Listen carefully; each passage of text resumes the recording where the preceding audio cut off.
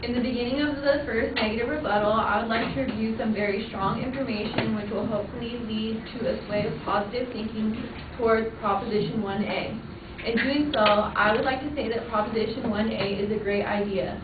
We can benefit in so many ways, especially with technological advances nowadays. Let me elaborate on what I said earlier about technological advances. According to California HighSpeedRail.gov, high-speed steel-on-steel rail trains are a modern technology which can allow for efficient and safer passenger operations at speeds over 200 miles per hour. State-of-the-art signaling systems can enable trains to operate in utmost safety at these speeds with a minimum headway of as little as 3 minutes. Also, the Examiner said one of the biggest attractions of the coming California high-speed rail project is that it will be fast. The California high-speed rail is touting speeds of up to 220 miles per hour as electric trains with passengers around the state. So as you can see, this train is suggested to go even faster than the train that my opponent had mentioned, the Excella. So even with stops, it's significantly supposed to go about 60 miles faster. So as far as budget goes, there is indeed room for it. My opponent spoke about people with disabilities that needed help paying for in-home caregivers. Maybe they could take this opportunity to find a safe way to visit loved ones so they could care for them instead of in-home care.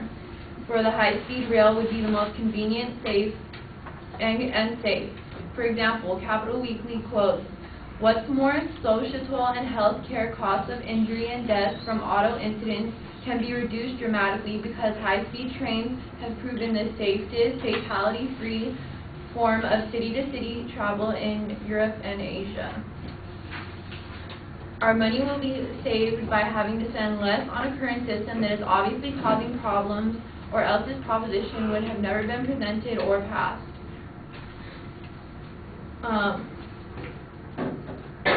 According to the Huffington Post, reduced travel and congestion on our roads and in our airports, California's population is expected to rise significantly in the upcoming decades, putting more strain on our already crowded transportation system.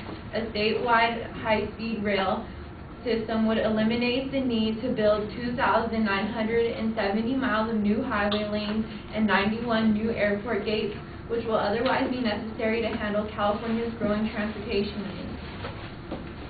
The budget issue would also be eased, like I said earlier, when more jobs appear. The statewide high-speed rail train project requires us to draw upon and expand California's workforce with creating nearly 160,000 construction jobs and 450,000 permanent jobs.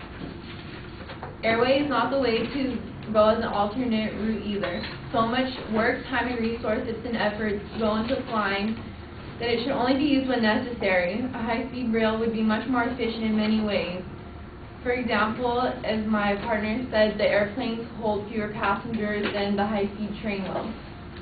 It is said that the high-speed train will be carrying up to 117 million passengers annually by 2030, with the capacity also to carry high-value, lightweight freight.